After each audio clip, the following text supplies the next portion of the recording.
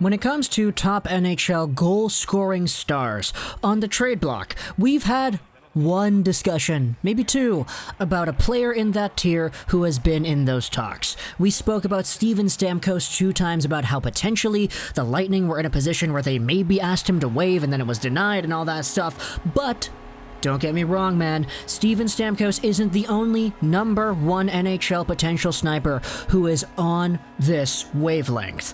Today, let's go over to St. Louis, a team that I actually really didn't like a few months ago because they were facing off against my Vancouver Canucks in the playoffs, and then the Vancouver Canucks won, and then the Blues lost their captain, which made me feel sympathy for them, but then they got Torrey Krug, so I don't really feel as sympathetic anymore. But the St. Louis Blues are in an interesting spot this year.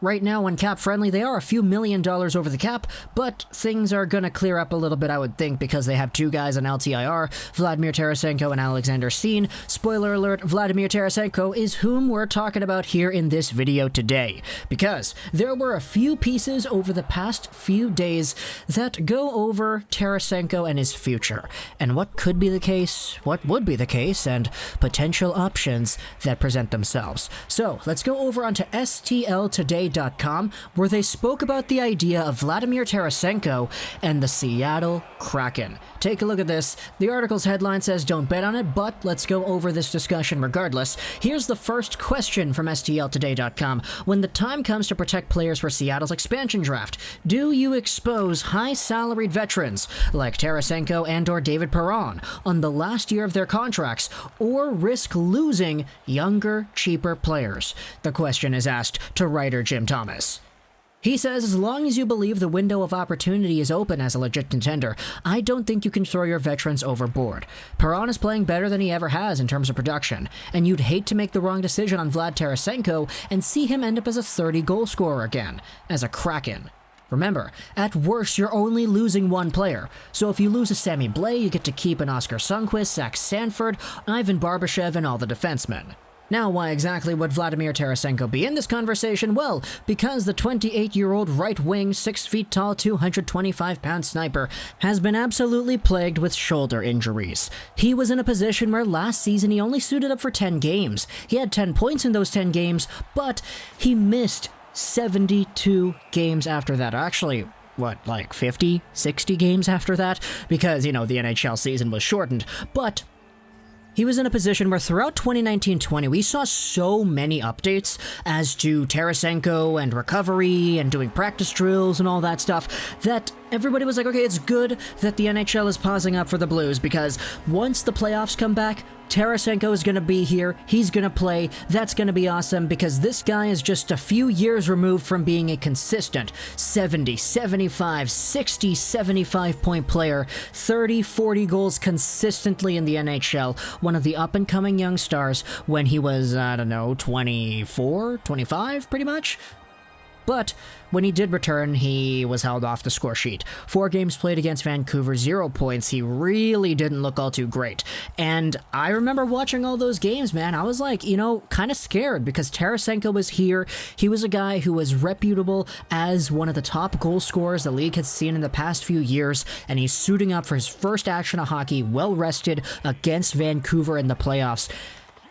And he didn't do much, so all my fear was for nothing. But so many Blues fans were out there saying, okay, he just hasn't had that step back. What's going on with Tarasenko? And then, things came out after they were eliminated that he had more surgery, and now he's on the recovery, but, he's not close to returning. Let's go back over to this article over here. Any news on Tarasenko and Alexander Steen? By the way, this article published on December 3rd, 2020. The writer says, I spoke with Doug Armstrong this morning for a story scheduled to run Friday. Tarasenko is 2.5 months removed from surgery and seems to be doing well, but he is still early in rehab and recovery. Steen is back in St. Louis but not ready to go. Armstrong says neither will be healthy enough to be on the active roster once the season starts. So, by the time the NHL season starts sometime in January, it would have been almost 2 full years since that 2019 playoff run, and a year and a half removed from the start of the 2019-20 season, the last time he actually played sort of well. So with all this stuff combined, the fact that he's making $7.5 million until 2023, a contract that if he was playing at a 30-goal, 70-point pace every single year would actually be really good, especially for the fact that this guy is 28, he still has room to grow, he's still going to be good. This is a good contract, it's just the player hasn't bounced back. So now we go over on Inspectors Hockey because there was an Athletic article published earlier this week by Jeremy Rutherford, December 4th, 2020. I'll leave a link in the description if you want to read this. Alex Pietrangelo Aftermath, Reverse Retro Reaction, and more Blues Mailbag. But it's paid for material, so we're not going to go over it here. Let's go over on Spectors Hockey from December 5th and read about what is said here. In a recent mailbag segment, Jeremy Rutherford was asked if the Blues might try to trade the injury-prone Vladimir Tarasenko. Given the winger's 3 shoulder surgeries, Rutherford doubted the Blues would get a good return. He felt that there's a better chance of Tarasenko helping the club upon his return from his latest surgery than a team offering a player or players who can contribute. Let's go over on to Spector's note for Lyle Richardson's opinion on the matter. Trading Tarasenko wouldn't be easy if the Blues decide one day to part with him. In addition to his injury history and annual cap hit, the 28-year-old winger also has a full no-trade clause. That wouldn't prevent him from being exposed in next year's expansion draft, but I'll be shocked if Armstrong left him unprotected. That's another aspect of it too. Tarasenko does not have a no-move clause, he has a no-trade clause. And if you have a no-trade clause, you're actually allowed to be exposed to Seattle. Only no moves are automatically exempt, which is what Tarasenko does not have. But it's a very fair idea that's brought up over here.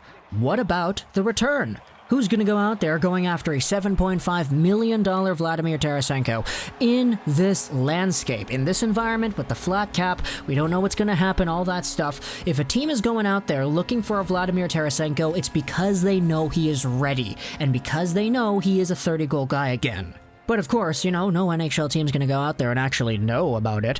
It's just, if the St. Louis Blues get to a point where Vladimir Tarasenko does come back and he's not a 30-goal guy, and he's making $7.5 million, who knows what 3 repetitive shoulder surgeries can do to a guy's body, especially when you're a shooter, like Tarasenko is, who can absolutely laser it, pinpointly accurately snipe it into the top of the corners night in and night out. The shoulders are important, so I think there's room to believe that there is some potential for a decline in overall performance once all this surgery stuff is said and done, once the rehab is all done too.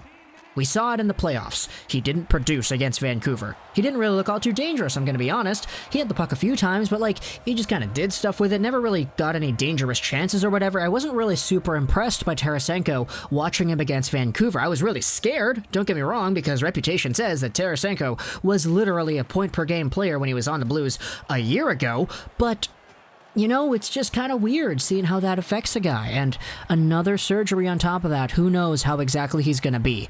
So, if this is a situation where the Blues, a few years from now, they're cap crunch, it's still a flat cap world, they're giving Tarasenko $7.5 a year, I could see a possibility that says, maybe there is some room to trade him, but who kind of knows, You're not going to trade a guy like this to any of the teams that actually want to use him and be competitive. You're trading him to a bottom feeder Detroit team with, a few other good prospects or whatever, if the Red Wings are even still bad by the time Tarasenko comes back and he's still kicking it.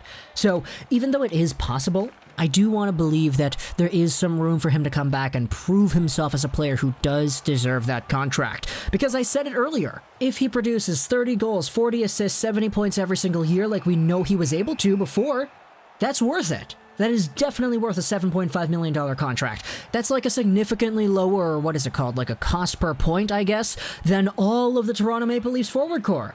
I'm sorry to bring this back to the Leafs, but Tarasenko was a point per game back with the Blues last year. If he produces a point per game again, then that's the same amount of production as Matthews and Marner and Tavares and all that for a significantly cheaper price. So, this contract is a blessing in disguise. If it works, and it's going to be great. But if Tarasenko does not recover, there may be a hamartia to it, and that it is going to be $7.5 million, and that there may be a desire to trade this guy. So whether or not it's exposing him to Seattle, trading him away, talk to me in the comments what you think about Vladimir Tarasenko and his future in the NHL. Do you think he bounces back? 3 consecutive shoulder surgeries isn't insignificant. So I want to hear what you have to say in the comments below. I hope you enjoyed this video. and bye.